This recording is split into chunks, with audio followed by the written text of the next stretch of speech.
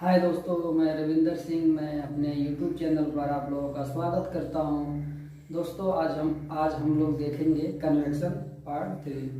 दोस्तों, convection part 2 में हमने देखा था कि एक मेटल पीस था जिसके दोनों साइड में फ्लूइड था, एक हॉट फ्लूइड, दूसरा हमारा कोल्ड फ्लूइड। उस मेटल पीस के द्वारा हीट का ट्रांसफर कैसे हो रहा है दोनों फ्लूइड के बीच में, इसको हमने देखा था और कैलकुलेट करना भी सीखा था।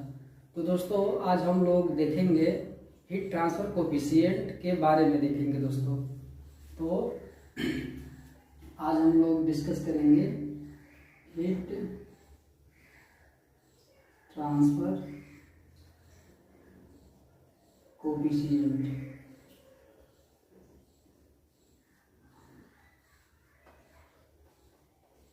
हीट ट्रांसफर कोफिशिएंट दोस्तों, हीट ट्रांसफर कोफिशिएंट के बारे में हम जानते हैं कि न्यूटन्स लॉ ऑफ कूलिंग। और दोस्तों, हम न्यूटन्स लॉ ऑफ कूलिंग के बारे में पढ़ चुके हैं कि हमारा Q बराबर होता है ए यू डेल्टा टी। और दोस्तों, इसी फार्मूले को हम ऐसे भी लिख सकते हैं ए एच डेल्टा टी। दोस्तों, जो हमारा U है वह overall heat transfer coefficient, overall heat transfer coefficient.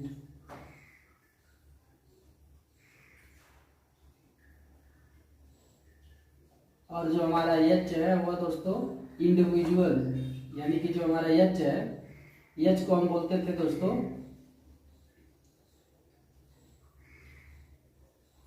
Individual heat transfer coefficient, heat transfer coefficient, individual heat transfer coefficient, या फिर दोस्तों इसी को हम बोलते थे सरफेस कोफिशिएंट।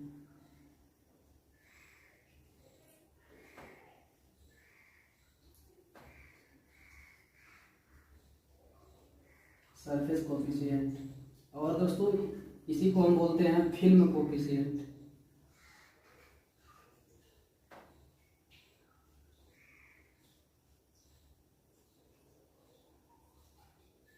और दोस्तों, अगर हम हीट ट्रांसफर कोफिशिएंट का डिफिनीशन देना चाहें तो यहाँ से दोस्तों हम देख रहे हैं कि Q बराबर ए यू डेल्टा टी, यानी कि अगर हम U को एक साइड में कर लें तो हमें मिलेगा U बराबर Q divided by A delta T. तो दोस्तों, यहाँ से हम इसका डिफिनीशन भी दे सकते हैं कि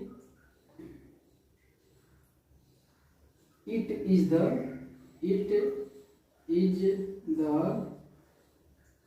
ratio of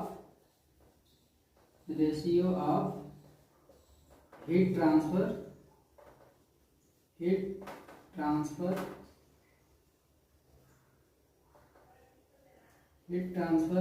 rate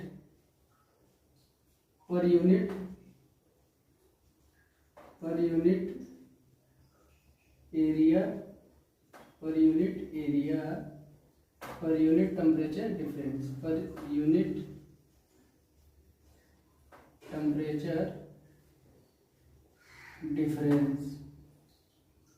जिसे हम बोलते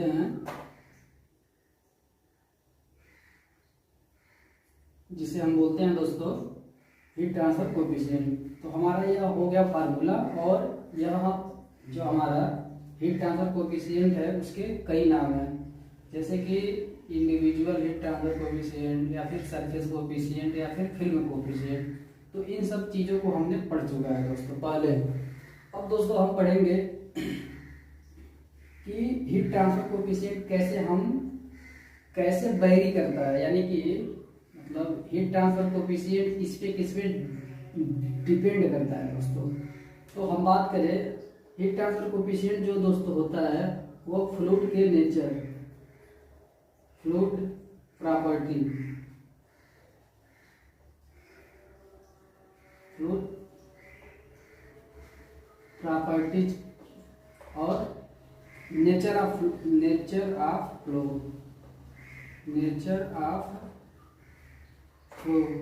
FLOW, फ्लो। और इसके साथ साथ डायामीटर, डाया एंड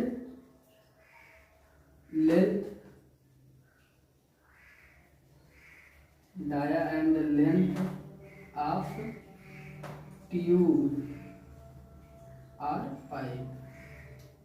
इस पे दोस्तों यह डिपेंड करता है, यानी कि दोस्तों हम जो पढ़ रहे हैं हीट ट्रांसफर कोएफिशिएंट, यह जो है यह फ्लूइड प्रॉपर्टीज के ऊपर डिपेंड करता है, और नेचर ऑफ फ्लो, यानी कि फ्लो हमारा कौन से टाइप का है उसके ऊपर वह डिपेंड करता है, तथा जिसमें हम हीट का ट्रांसफर करा रहे हैं उसका डायामीटर कितना है और उसका लेंथ कितना है, उसके ऊपर भी हमारा हीट ट्रांसफर कोएफिशिएंट डिपेंड करता है। तो दोस्तों अब हम देखते हैं कि कौन कौन सा ऐसा प्रॉपर्टीज है जिसके ऊपर यह डिपेंड करता है। तो दोस्तों हम इसके लिए हमें दोस्तों बहुत सारे प्रॉपर्टी को पढ़ना पड़ेगा। तो दोस्तों सबसे पहले तो हम देखेंगे diameter of the pipe,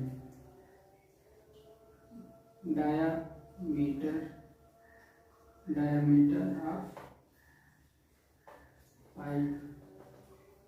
diameter of pipe दोस्तों हम एज्यूम कर लिए हैं कि D। इसके बाद दोस्तों लेंथ ऑफ पाइप,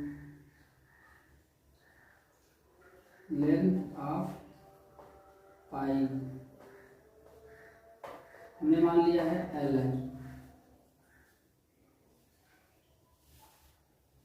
उसके बाद दोस्तों वेलोसिटी, यानी कि हमारा नेचर ऑफ फ्लो कैसा है, यानी कि वेलोसिटी, यानी कि फ्लो का नेचर कैसा है, यानी कि वेलोसिटी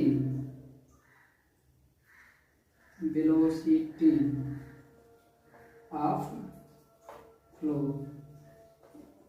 को हम दोस्तों मान लिए हैं V है। और विस्कोसिटी ऑफ द फ्लूइड,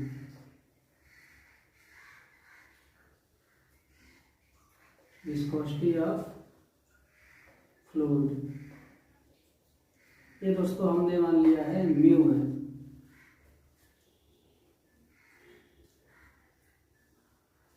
और दोस्तों density of the fluid,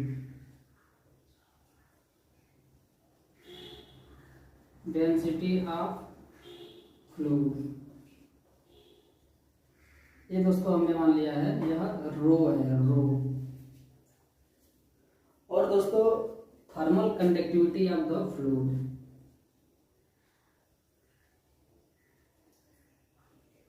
thermal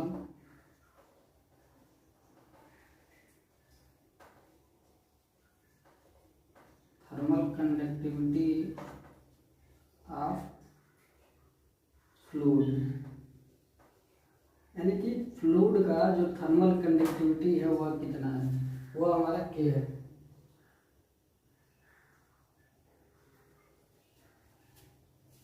और इसके साथ साथ दोस्तों स्पेसिफिक हीट कैपेसिटी,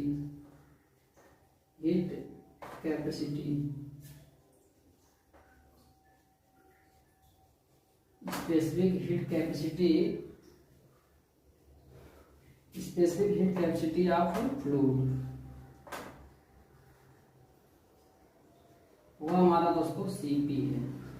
तो ये दोस्तों यह सब हमारा, जैसे हमने देख रहे हैं यहाँ पे डायमीटर ऑफ पाइप और लेंथ ऑफ पाइप, यह हमारा हो गया dia and length of pipe, यानी कि इन दोनों के ऊपर भी हमारा हीट ट्रांसफर कोएफिशिएंट डिपेंड करता है।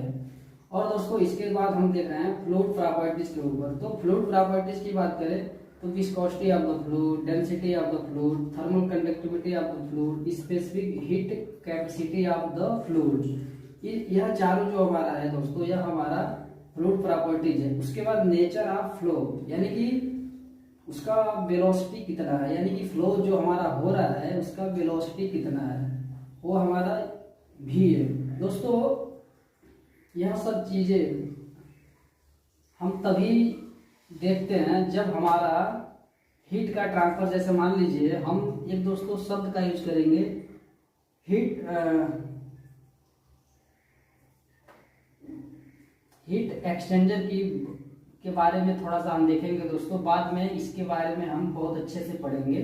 तो पहले यहाँ पे हम एक बार देख लेते हैं दोस्तों। यहाँ पे इसके बीच में ट्यूब लगा रहता है, ट्यूब। और दोस्तों इसमें दो साइड रहता है, एक सेल साइड और एक ट्यूब साइड।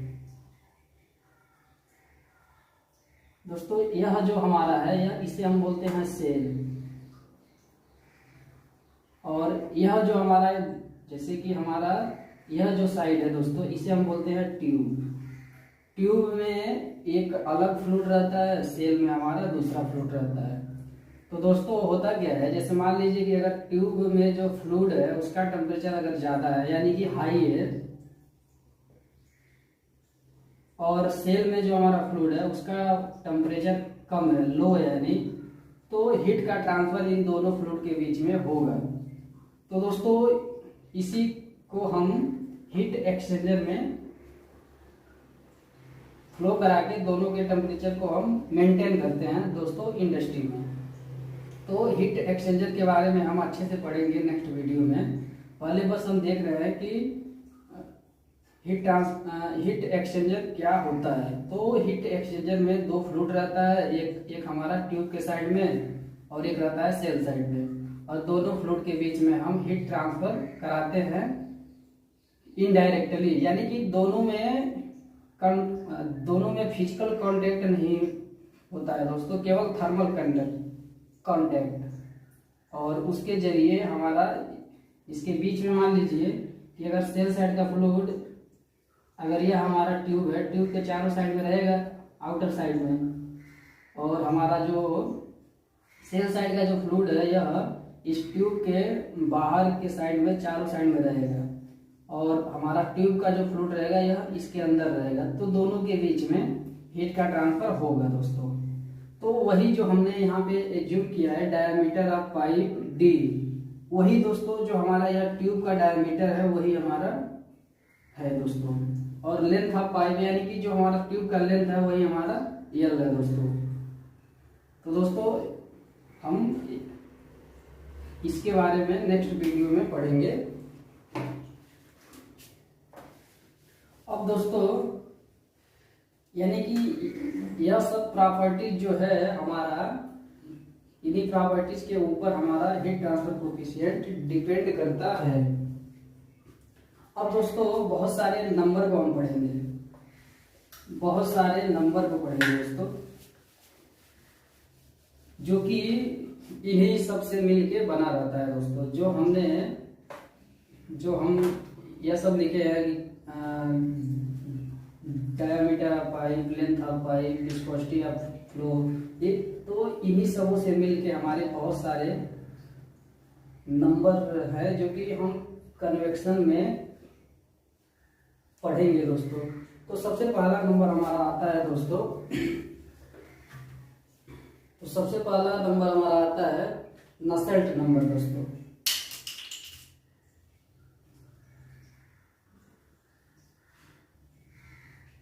नसेल्ट नंबर दोस्तों, नसेल्ट नंबर की अगर हम बात करें तो नसेल्ट नंबर हमारा क्या होता है दोस्तों, तो convective heat transfer, convective heat transfer,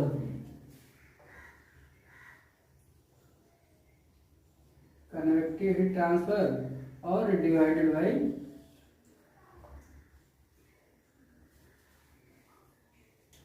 conductive heat transfer, conductive heat transfer.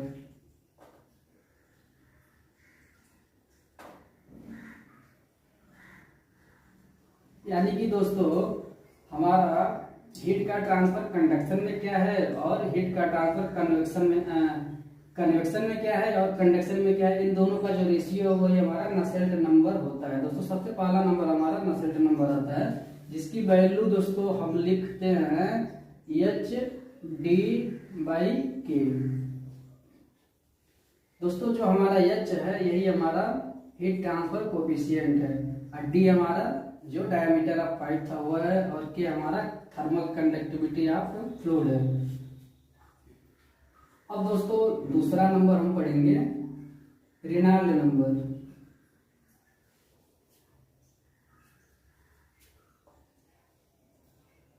Reynold number दोस्तों, रेनॉल्ड नंबर के बेस पे दोस्तों, रेनॉल्ड नंबर की बात करें तो यह रेशियो होता है दोस्तों inertia force, inertia force, inertia force divided by viscous force.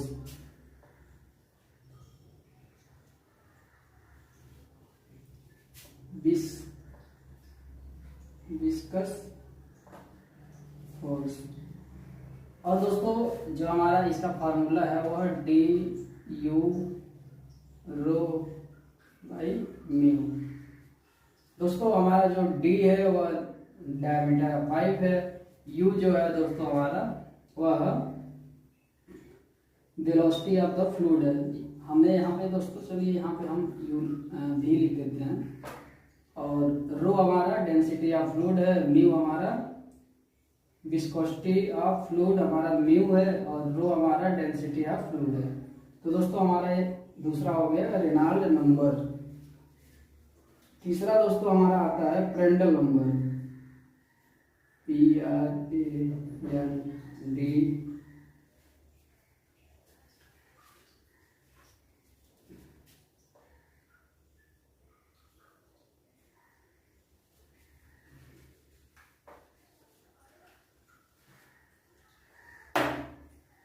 प्रेंडल number PRANDT, Prandtl number. Prandtl number की अगर बात करें दोस्तों तो यह हमारा होता है momentum diffusivity,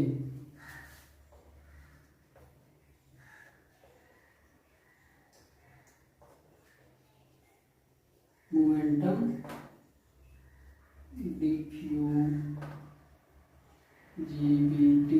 diffusivity divided by thermal diffusivity, thermal diffusivity. और दोस्तों इसकी वैल्यू हमारा होता है सीपी म्यू बाई के, यानी कि हमारा specific heat capacity of the fluid जो हमारा सीपी होगा, हमारा सीपी, और mu viscosity of the fluid mu, और thermal conductivity of the fluid के। तो दोस्तों प्रेंडल नंबर हमारा हो गया तीसरा। अब दोस्तों चौथा हम पढ़ेंगे ग्रासॉफ number.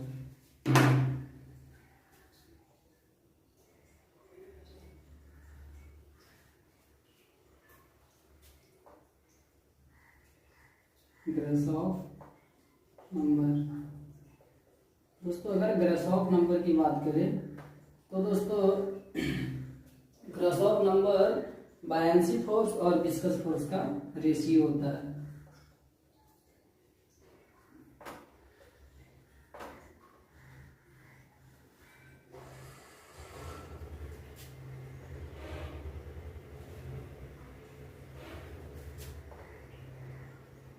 Buoyancy force divided by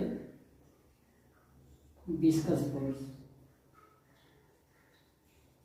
viscous force. और दोस्तों अगर इसको हम मैथमेटिकल लिखते हैं तो मैथमेटिकल में हम लिख सकते हैं डी क्यू,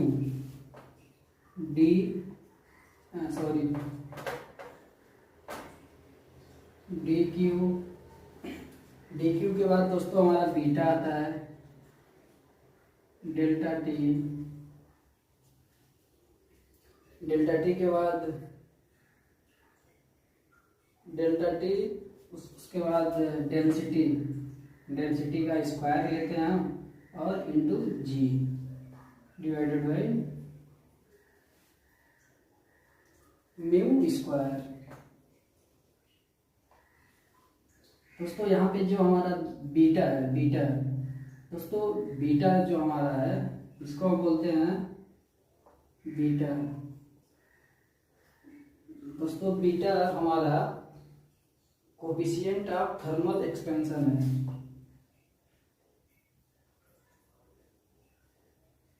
कोफिशिएंट ऑफ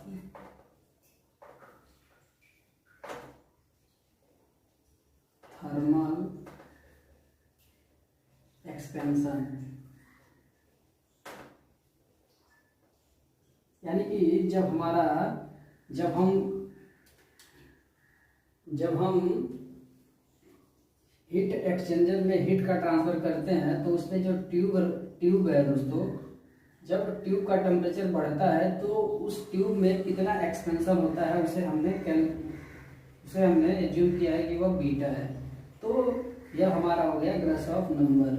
तो दोस्तों यह 4 नंबर हमारा है। पहला नंबर नसेल्ट नंबर, दूसरा रेनॉल्ड नंबर, तीसरा फ्रेंडल नंबर, चौथा ग्रासॉफ नंबर।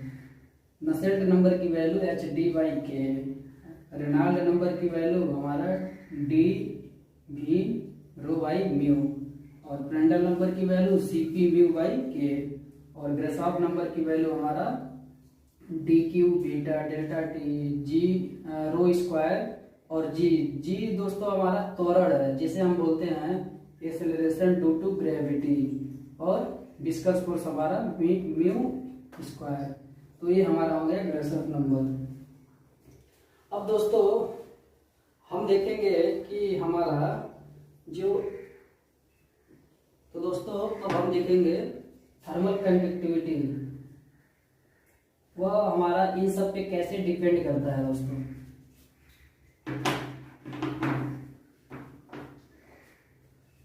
तो दोस्तों जो हमारा एक्सपेरिमेंट के जरिए दोस्तों हमने कैलकुलेट किया था, एक्सपेरिमेंट के जरिए दोस्तों हम कैलकुलेट किए कि अगर हम नसेल्ट नंबर को लिख दें दोस्तों, NU लिख दें, NU यानी कि नसेल्ट नंबर, और रेनॉल्ड नंबर को NE रेनॉल्ड नंबर, और फ्रेंडल नंबर को हम लिख दें NPR फ्रेंडल नंबर, और ग्रासॉफ नंबर को लिख दें NGR। तो दोस्तों एक्सपेरिमेंट के बेस पे हमको मिला था कि लोगों ने एक्सपेरिमेंट किया कि हमारा जो नसेल्ट नंबर होता है, नसेल्ट नंबर यह फंक्शन होता है दोस्तों हमारा, यह दोस्तों हमारा फंक्शन है, यह हमारा फंक्शन होता है NRE का NR, दोस्तों सॉरी लिखने में कुछ प्रॉब्लम आ जाता, NE रेनॉल्ड नंबर और NPR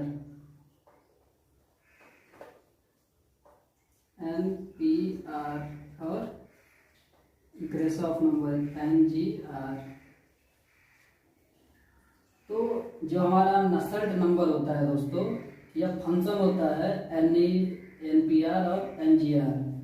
यानी कि दोस्तों नसेल्ट नंबर के बारे में अगर हम देख रहे हैं तो यहाँ पे हमारा H है, यानी कि अगर हमारा हीट ट्रांसफर कोफिशिएंट जो है वह इन तीनों का फंक्शन होता है। अब दोस्तों हम जानते हैं कि हीट ट्रांसफर कोफिशिएंट की वैल्यू कन्वेक्शन कौन से टाइप के है उसके ऊपर भी डिपेंड करता है दोस्तों। यानी कि हम जानते हैं कि कन्वेक्शन 2 प्रकार के होते हैं, पहला हमारा नेचुरल कन्वेक्शन, दूसरा हमारा फोर्स कन्वेक्शन। तो दोस्तों यहाँ पे हम देख रहे हैं कि जो हमारा नसेल्ट नंबर है वह फंक्शन है यानी कि रेनॉल्ड नंबर और फ्रेंडल नंबर और ग्रासॉफ नंबर, और इसके साथ साथ दोस्तों डायमीटर ऑफ पाइप का भी फंक्शन होता है, यानी कि dy/L। तो दोस्तों यह सब चीज़ें हमारा हो गया कि हमारा heat transfer coefficient, Reynolds number, Prandtl number, Grashof number और DYL का फंक्शन होता है। अब दोस्तों अगर हम मान लीजिए कि हमारा अगर हम देखेंगे कि अब दोस्तों हमारा जो कन्वेक्शन होता है वह दो प्रकार का होता है। पहला हमारा नेचुरल कन्वेक्शन, दूसरा हमारा फोर्स कन्वेक्शन। तो नेचुरल कन्वेक्शन में जो H की वैल्यू है यह किस पे डिपेंड करता है।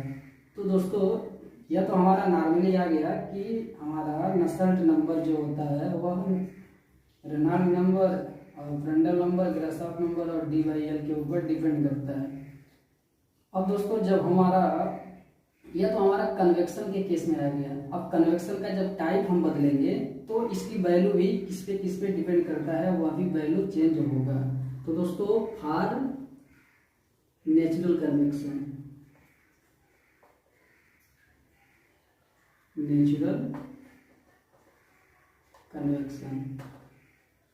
तो जब हम नेचुरल कन्वेक्शन की बात कर रहे हैं दोस्तों, तो जो हमारा नसेल्ट नंबर है वह नसेल्ट नंबर केवल दो चीज का फंक्शन होता है। पहला हमारा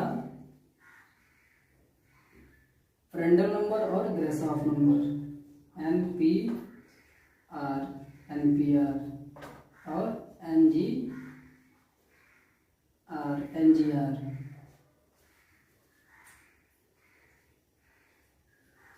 क्योंकि दोस्तों हमारा जो रेनॉल्ड नंबर में हमारा वेलोसिटी है, लेकिन हम जानते हैं कि नेचुरल कन्वेक्शन वहाँ पे होता है जहाँ पे हमारा वेलोसिटी 0 होता है, यानी कि उस केस में हमारा रेनॉल्ड नंबर नहीं काम करेगा।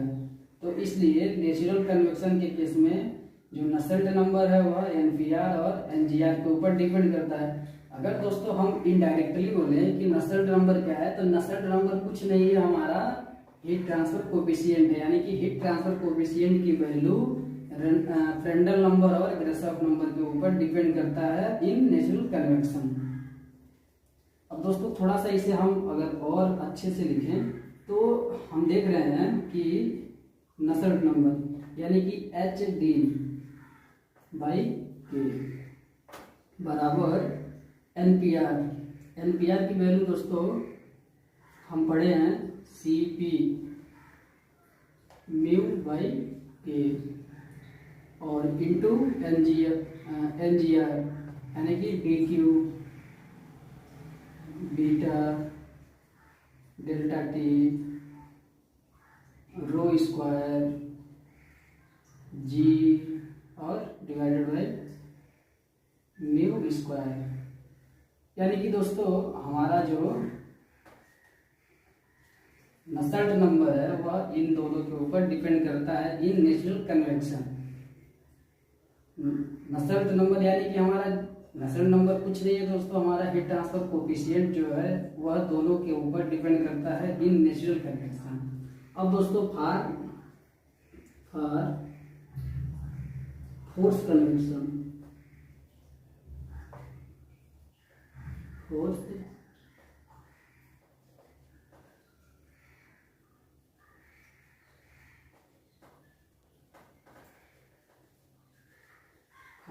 कन्वेक्शन दोस्तों इन दोनों के बारे में हमने बहुत अच्छे से पिछले वाले वीडियो में बताया है। तो उन सबों को देख के आप नेचुरल कन्वेक्शन क्या है और फोर्स कन्वेक्शन क्या है उसके बारे में जान सकते हैं। तो दोस्तों यहाँ पे हम देख रहे हैं फोर्स कन्वेक्शन में दोस्तों हमारा जो नसेल्ट नंबर है दोस्तों यह डिपेंड करता है, यानी कि फंक्शन है NE रेनॉल्ड नंबर और फ्रेंडल नंबर NPR, इन दोनों के ऊपर डिपेंड करता है दोस्तों। क्योंकि दोस्तों फोर्स कन्वेक्शन मीन्स क्या है दोस्तों कि जब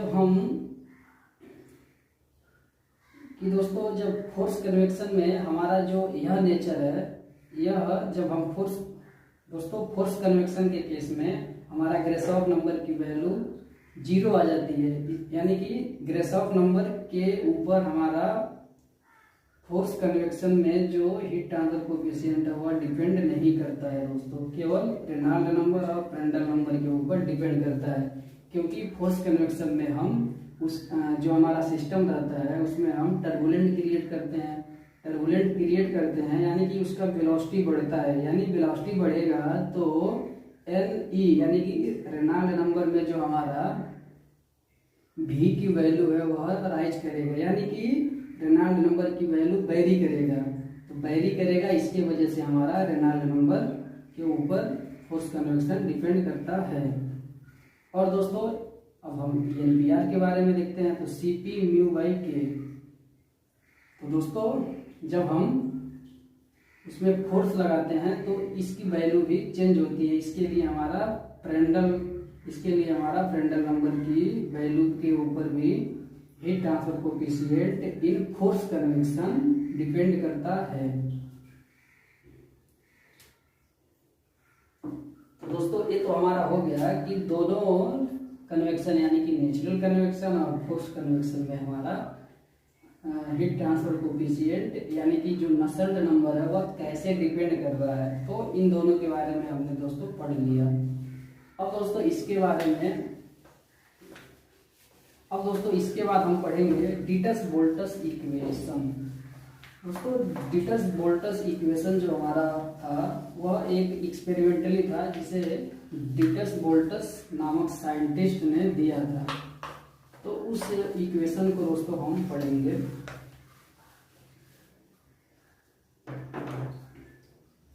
तो दोस्तों Dittus bolts equation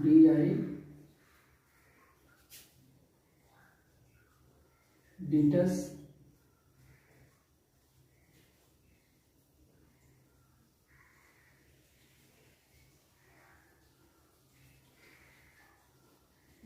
bolts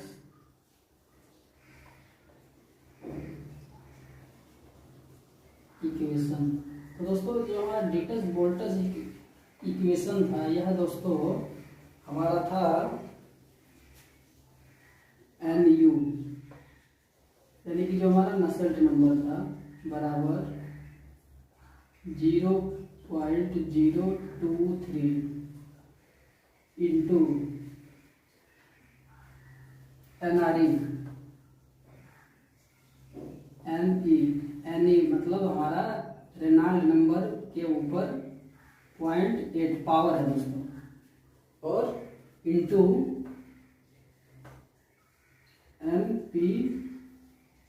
NPR के ऊपर दोस्तों यहाँ पे एक कोएफिशिएंट था बी के बारे में हम देखते हैं अभी। तो दोस्तों यह हमारा हो गया, यह दोस्तों हमारा हो गया डिटस बोल्टस इक्वेशन। इसको थोड़ा सा हम और लिखेंगे कि एन यू यानी कि नसेल्ट नंबर की वैल्यू हमने पढ़ा था HD/K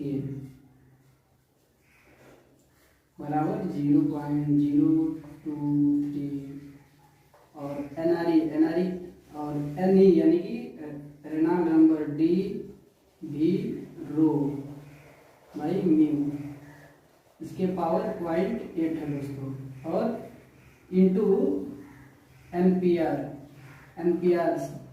की वैल्यू हम पढ़े हैं दोस्तों इस registry CP mu by K power B.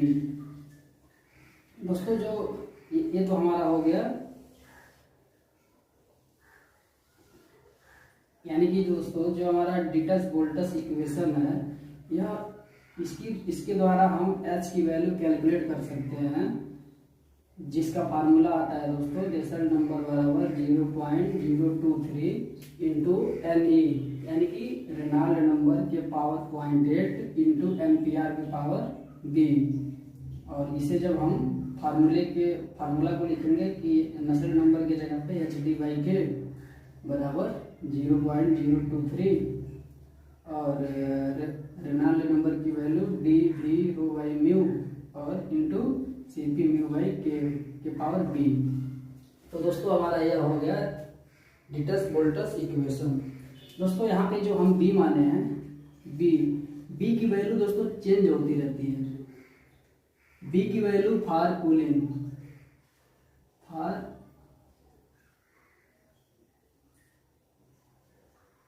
Cooling और फॉर हीटिंग, ये दोनों कंडीशन में चेंज होगी।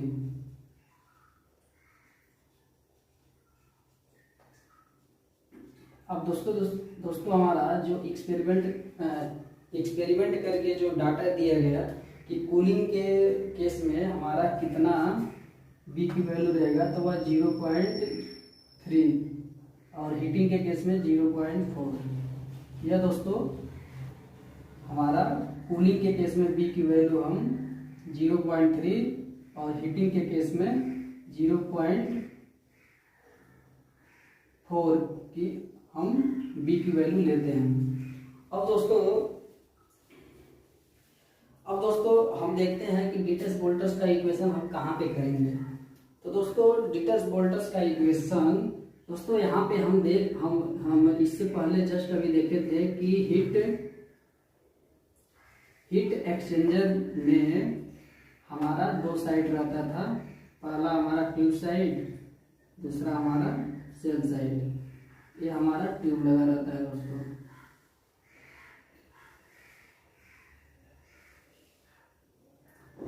यह हमारा ट्यूब का साइड है और यह हमारा सेल है दोस्तों। तो दोस्तों डिटस बोल्टस इक्वेशन के द्वारा ट्यूब के अंदर जो हमारा फ्लो, जैसे मान लीजिए इसमें हमारा फ्लूइड है, एक हमारा फ्लूइड रहेगा ट्यूब के साइड में और एक फ्लूइड रहेगा सेल के साइड में। तो ट्यूब के अंदर जो हमारा फ्लूइड जा रहा है, यानी कि ट्यूब के अंदर इन साइड में जो फ्लूइड जा रहा है उसका H की वैल्यू यानी कि हीट ट्रांसफर कोएफिशिएंट की वैल्यू निकालने के लिए डिटस बोल्टस इक्वेशन का यूज हम करते हैं दोस्तों। यानी कि दोस्तों जो ट्यूब के अंदर जो फ्लूइड जाएगा इनसाइड द ट्यूब के अंदर जो फ्लूइड जाएगा उसका H की वैल्यू कितना है, उसे हम डिटस बोल्टस इक्वेशन के जरिए निकालते हैं दोस्तों। लेकिन दोस्तों इसमें कुछ और भी टर्म एंड कंडीशन है कि कब इसे हम अप्लाई करते हैं। पहला तो हमें पता चल गया कि ट्यूब के अंदर जो फ्लूइड जा रही है उसके H की वैल्यू कैलकुलेट करने के लिए डिटस बोल्टस इक्वेशन का यूज हम करते हैं। इसके साथ साथ दोस्तों इसका यूज हम तभी करते हैं जब रेनॉल्ड नंबर की वैल्यू यानी कि एनई की वैल्यू 10,000 से लेके 50,000 तक होती है। 10,000 से लेके दोस्तों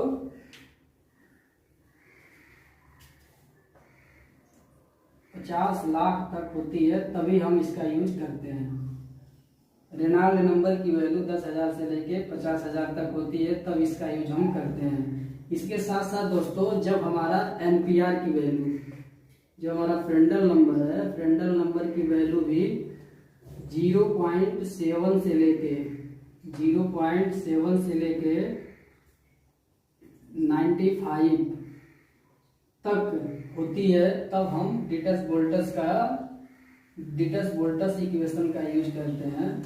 और दोस्तों जो हमारा यह तो हमारा हो गया दोस्तों कि रेनॉल्ड नंबर की वैल्यू 10,000 से लेके 5 लाख तक और एनपीआर की वैल्यू 0.7 से लेके 95 तक होती है, तब हम डिटस बोल्टस इक्वेशन का यूज हम H की वैल्यू कैलकुलेट करने के लिए करते हैं। लेकिन दोस्तों जो हमारा एनपीआर था वो स्टार्टिंग में हमारा जो इसका रेंज था 0.7 से 95, बाद में दोस्तों साइंटिस्टों ने इसे कैलकुलेट करके इसकी वैल्यू 0.7 से 160 कर दिया। यानी कि अगर मतलब स्टार्टिंग में जब यह फार्मूला खोजा गया था उस टाइम 0.7 से 95 था, लेकिन बाद में 0.7 से 160, यानी कि अगर 160 तक 0.7 से लेके 160 तक एनपीआर की वैल्यू है, तो हम डिटस बोल्टस इक्वेशन का यूज कर सकते हैं H की वैल्यू कैलकुलेट करने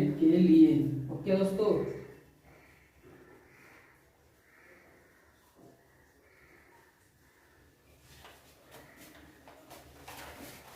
अब दोस्तों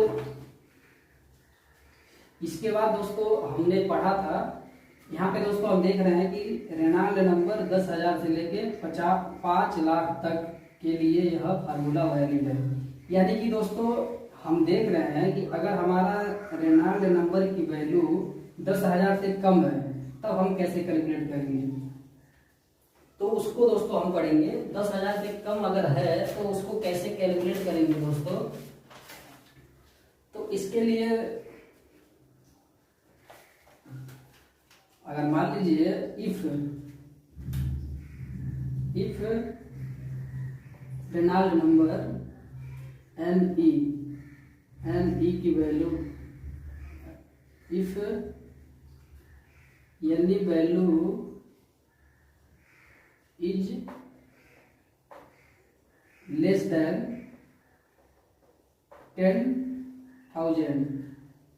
10,000 to 2,100।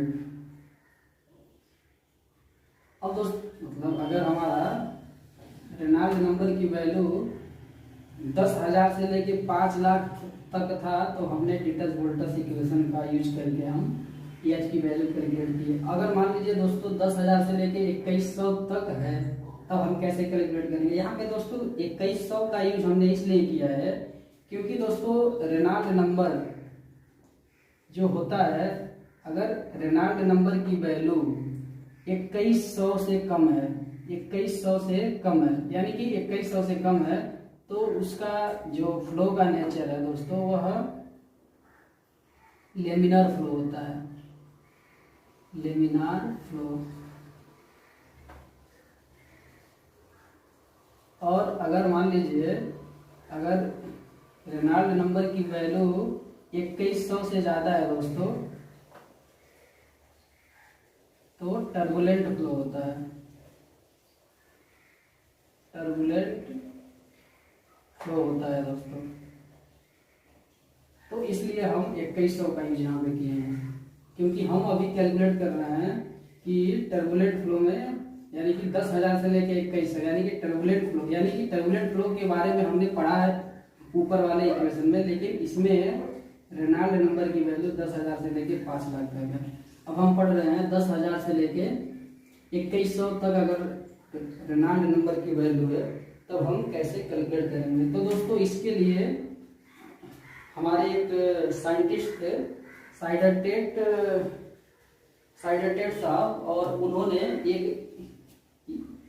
इक्वेशन दिया दोस्तों h/d/k बराबर 0.023, और उन्होंने कुछ इसमें संशोधन कर दिया था दोस्तों। यानी कि रेनॉल्ड नंबर के पावर 0.8 इंटू एनपीआर के पावर 1/3,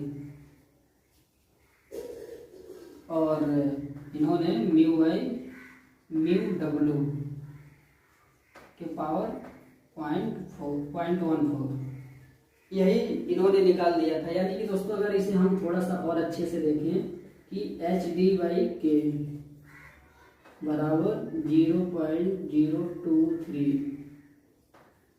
अब एन के जगह पे हम लिख सकते हैं d/ρ/म्यू, इसका पावर 0.8, और इंटू एम्पियर Cp μ/k, इसके पावर 1/3, और म्यू डब्ल्यू इसके पावर 0.14। ये तो दोस्तों हमारा हो गया साइडरटेट इक्वेशन। इस इक्वेशन के द्वारा हम अगर रेनॉल्ड नंबर की वैल्यू 10,000 से लेके 2,100 तक है तब हम इस फार्मूले का यूज करते हैं। इसे दोस्तों हम बोलते हैं साइडरटेट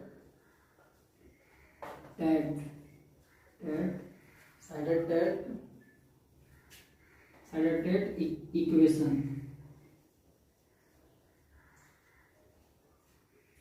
इसे हम बोलते हैं साइडरटेट इक्वेशन। और μ/म्यू डब्ल्यू, यानी कि दोस्तों जो हमारा म्यू है, म्यू/म्यू डब्ल्यू इन दोनों को हम बोलते हैं Sieder Tate correction factor. साइडेटेड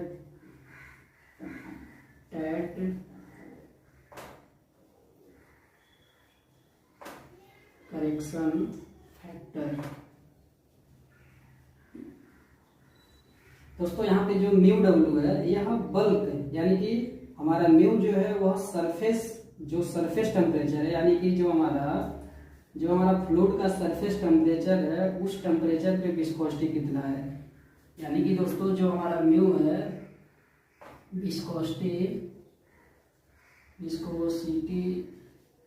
at surface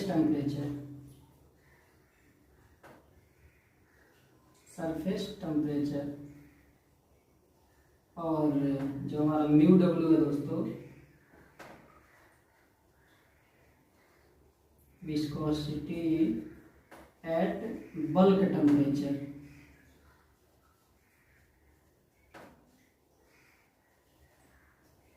यानी कि फ्लूइड के बीच का, यानी जो फ्लूइड के बीच में जो टेम्परेचर है यानी बल्क टेम्परेचर है उसका विस्कोसिटी म्यू डब्ल्यू, इन दोनों का जो रेशियो इसे हम साइडेटेड करेक्शन फैक्टर बोलते हैं।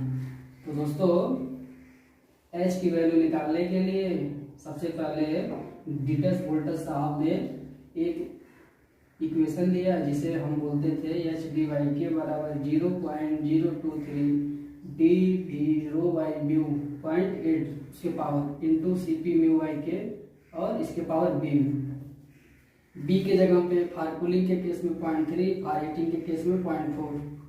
अब दोस्तों रेनॉल्ड नंबर मतलब हमारा जो डिटस वोल्टस इक्वेशन था यह रेनॉल्ड नंबर की वैल्यू 10,000 से लेके 5 लाख के लिए वैलिड था और एनपीआर की वैल्यू 0.7 से लेके 95 तक वैलिड था। बाद में इसे 0.7 से 160 तक भी किया गया।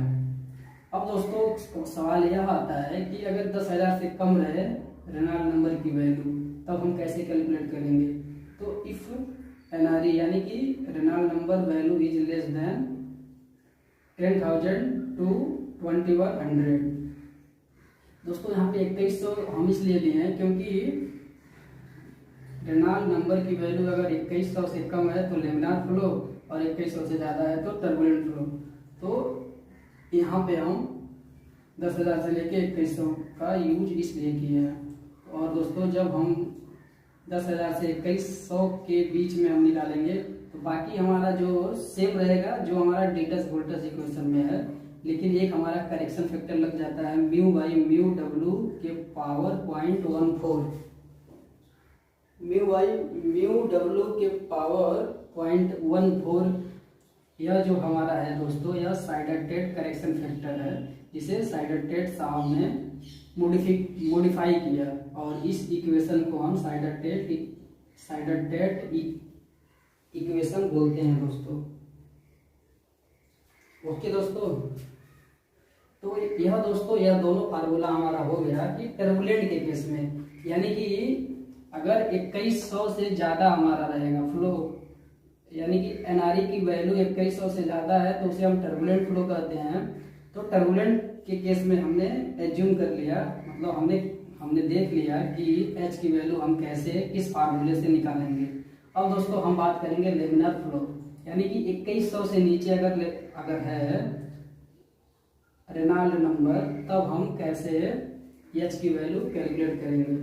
तो दोस्तों अब निकालेंगे दोस्तों, अब हम निकालेंगे लेमिनार फ्लो के लिए एच की वैल्यू कैसे कैलकुलेट करते हैं। तो दोस्तों फॉर लेमिनार फ्लो,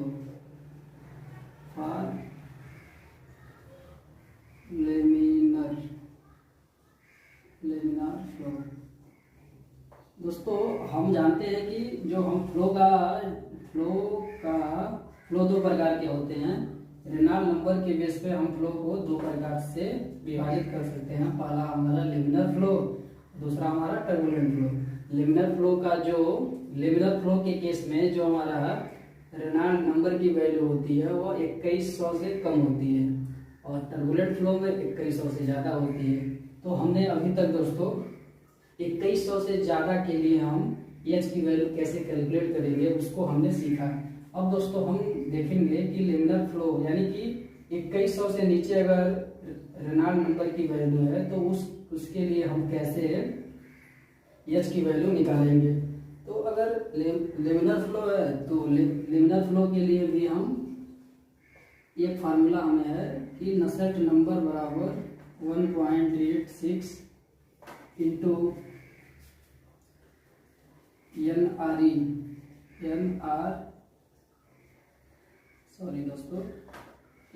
यानी कि रेनॉल्ड नंबर और NPR रेंडल नंबर और DYL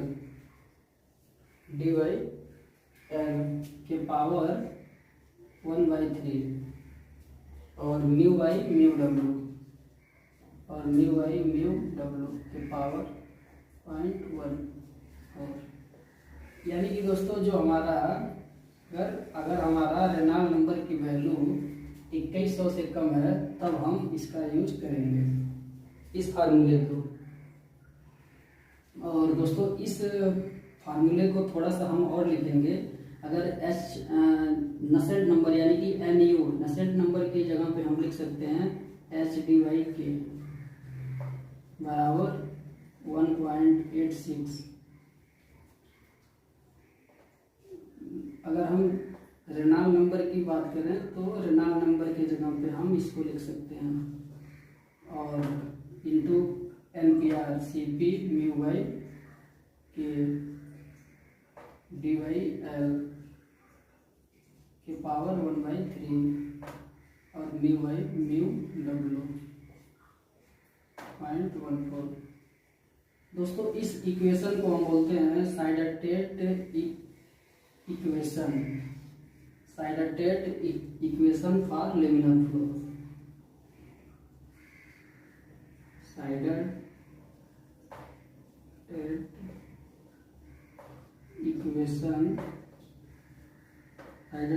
equation for laminar flow. दोस्तों हम साइडटेट इक्वेशन को पढ़े थे, एक टर्बुलेंट में और एक पढ़े हैं लेमिनर फ्लो में। अब दोस्तों यहाँ पे दोस्तों हम देख रहे हैं, अब दोस्तों एक नंबर को हम और पढ़ेंगे।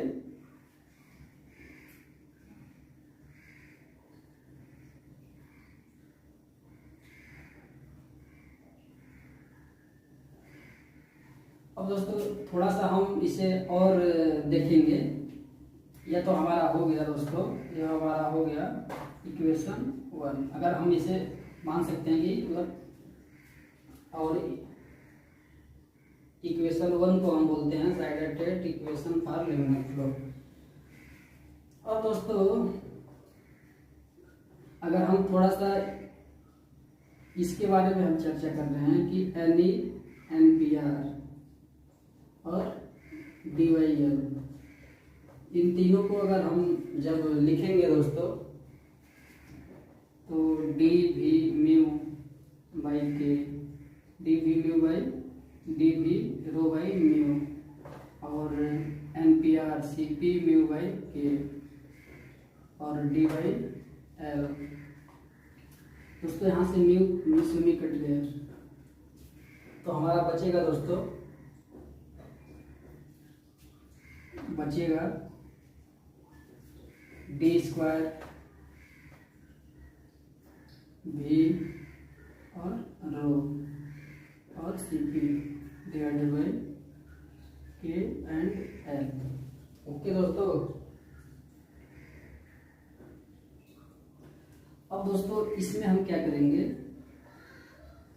अब दोस्तों इसमें हम यानी कि जो हमारा इसके बराबर जो आया है D² और V रो और CP डिवाइडेड बाई KL। इसके जगह पे दोस्तों ऊपर नीचे हम π/4 का डिवाइड कर देंगे तो कोई इफेक्ट नहीं पड़ेगा।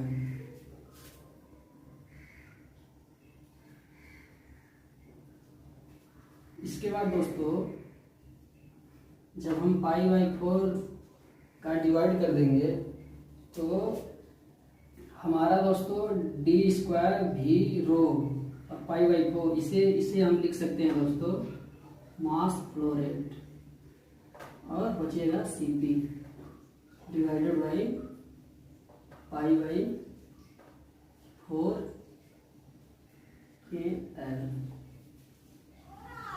दोस्तों मैंने कुछ किया नहीं है, ज़्यादा कुछ मैंने नहीं किया है। पाई बाई 4 d² भी रो, इसके जगह पे हम लिख दिए हैं मास फ्लो रेट और Cp, उसके बाद Cp बचा, उसके बाद नीचे का हमने ज्योमेट्री लिख दिया।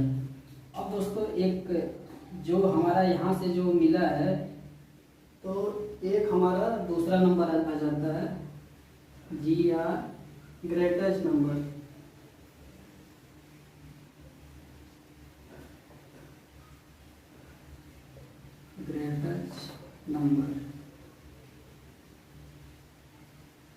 ग्रेटेस्ट नंबर जिसका वैल्यू होता है mCp बाई KL। यह दोस्तों हमारा हो गया ग्रेटेस्ट नंबर।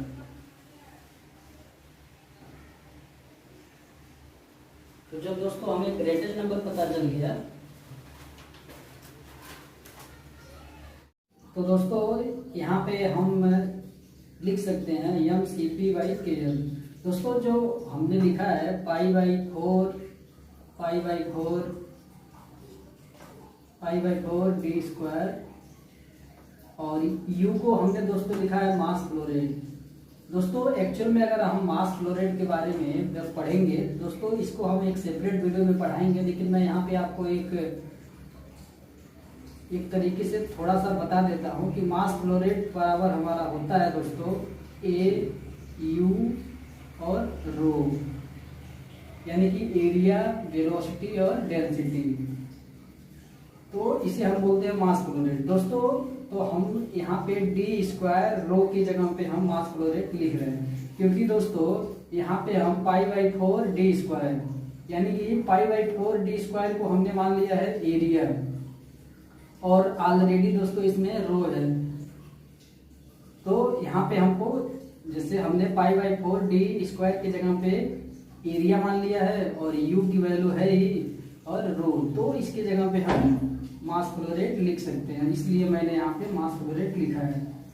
तो दोस्तों यह जो वैल्यू हमारा निकला है, यह वैल्यू हमारा NRE, NPR और DYL के बराबर है। तो इसलिए इस वैल्यू को हम इक्वेशन 1 में रखेंगे, लेकिन इक्वेशन 1 में रखने के लिए हमको पाई बाई 4 से गुणा करना पड़ेगा, क्योंकि अगर हम गुणा नहीं करेंगे तो ग्रेटेस्ट नंबर हम पाई बाई 4 इंटू किए हैं, तो इसलिए यहाँ पे हमको गुणा करना पड़ेगा कि इसके वैल्यू में कोई प्रॉब्लम ना हो।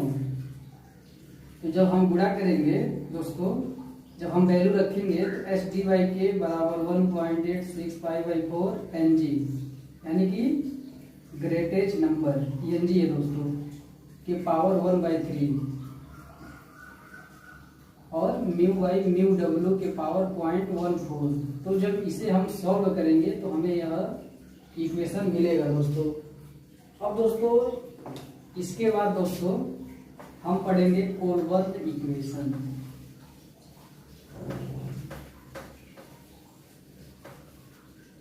अब दोस्तों हम पढ़ेंगे कोलबर्न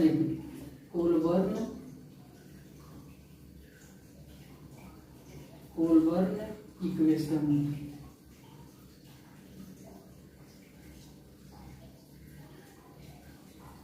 तो दोस्तों कोलबर्न इक्वेशन, दोस्तों कोलबर्न एक साइंटिस्ट थे जिन्होंने बताया था कि हमारा जो नसेल्ट नंबर की वैल्यू है वह NRE, NPR और स्टैटन नंबर के बराबर होता है। यानी कि कोलबर्न जी ने बताया था कि जो हमारा नसेल्ट नंबर है दोस्तों, नसेल्ट नंबर जो होता है वह इसका वैल्यू NRE यानी कि NE यानी कि रेनॉल्ड नंबर और NPR प्रेंडल नंबर और स्टैटन नंबर दोस्तों स्टेटर नंबर के बराबर होता है दोस्तों। ऐसा कोलबर्न इक्वेशन बराबर होता है। तो दोस्तों यहाँ पे हम देख रहे हैं कि स्टेटर नंबर। अब दोस्तों स्टेटर नंबर के बारे में हम पढ़ेंगे। तो दोस्तों यहाँ पे जब हम स्टेटर नंबर की वैल्यू निकालना चाहेंगे दोस्तों, तो NST,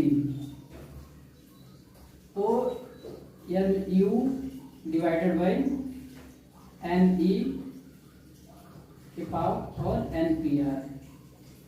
ठीक है दोस्तों, मैंने क्या किया है NST यानी कि स्टेटर नंबर। दोस्तों यहाँ पे जो NST है दोस्तों, इसे हम बोलते हैं stator number.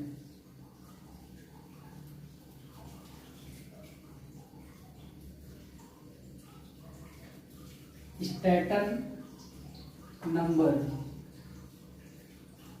Stator number.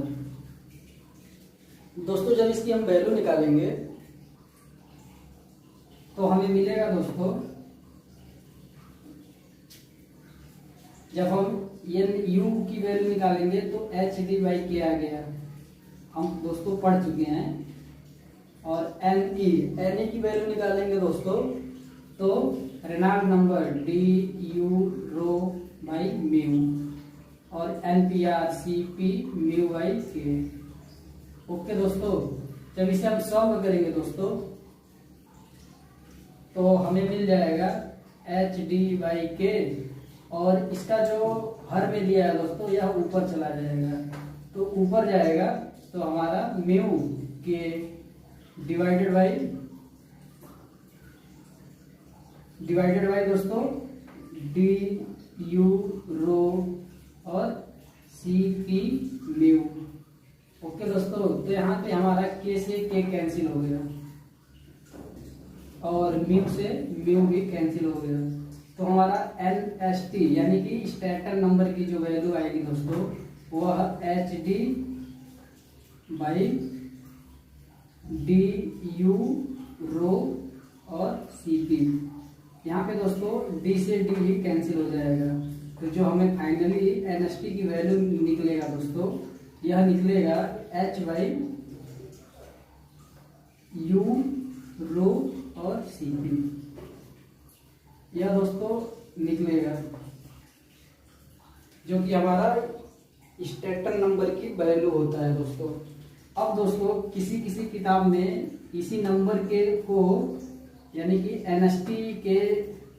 NST बराबर लिख देता है H/CP और G, यानी कि दोस्तों जो G है वह स्टेटन कांस्टेंट है, यानी कि G के जगह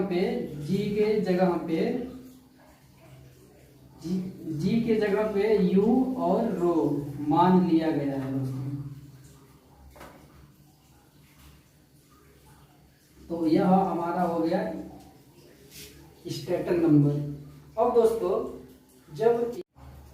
दोस्तों कोलबर्न इक्वेशन अगर हमको निकालना है तो दोस्तों हम पढ़ चुके हैं जो कोलबर्न इक्वेशन था। कोलबर्न इक्वेशन HD/K बराबर 0.023 इंटू NE के पावर 0.8 और NPR यानी कि प्रांड्टल नंबर के पावर 1/3 और म्यू W इसके पावर 0.14। ओके दोस्तों, यह हमने पढ़ा है Sieder Tate equation for turbulent flow. Okay दोस्तों, इसके बारे में हमने बहुत अच्छे से पढ़ा है। तो इस इक्वेशन में हम देख रहे हैं कि HD/K यह हमारा नसल्ट नंबर है, यानी कि इसके जगह पे हम यह वैल्यू लिख सकते हैं। तो लिखते हैं दोस्तों।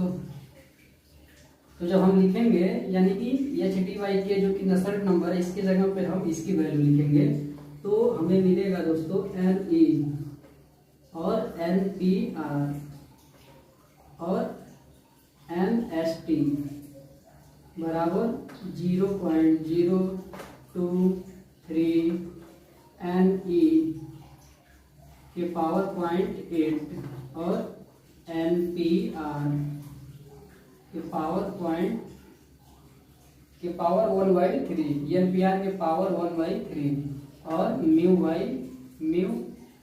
डब्ल्यू के पावर 0.14। ओके दोस्तों, अब दोस्तों थोड़ा सा इसे हम और सिंप्लीफाई करते हैं। तो दोस्तों जब इसे हम सिंप्लीफाई करेंगे तो हमें मिलेगा NST और NPR 2/3 पावर है दोस्तों, यह NPR के पावर 2/3, क्योंकि दोस्तों जो इस साइड में है NPR के पावर 1/3 और यह वाला इस साइड में आएगा तो 2/3 हो जाएगा। ओके दोस्तों, और म्यू डब्ल्यू के पावर 0.14। ओके दोस्तों, और 0.023 के पावर और NE यानी कि रेनॉल्ड नंबर के पावर -0.2।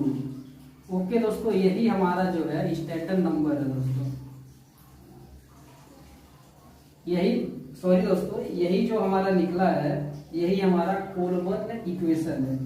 तो दोस्तों कोलबर्न साहब ने बताया था कि जो नसल्ट नंबर है वह NE, NPR और NST यानी कि नसल्ट नंबर का वैल्यू यानी कि रेनॉल्ड नंबर, फ्रेंडल नंबर और स्टैटन नंबर के बराबर होता है।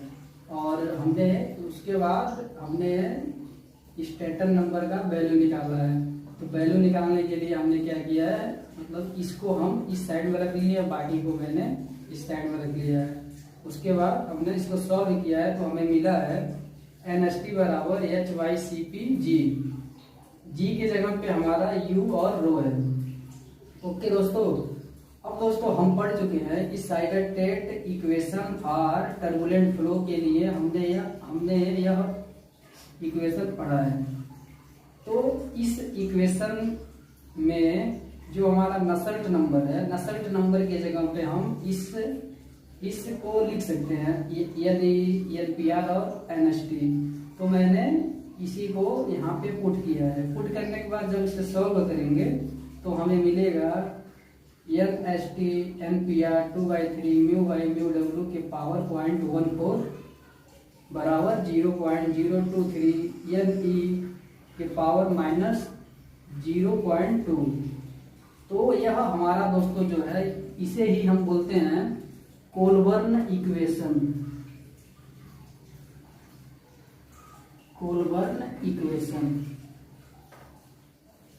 ओके दोस्तों, तो दोस्तों यह सब जो नंबर था यही हमारा कन्वेक्शन में मिलता है पढ़ने के लिए।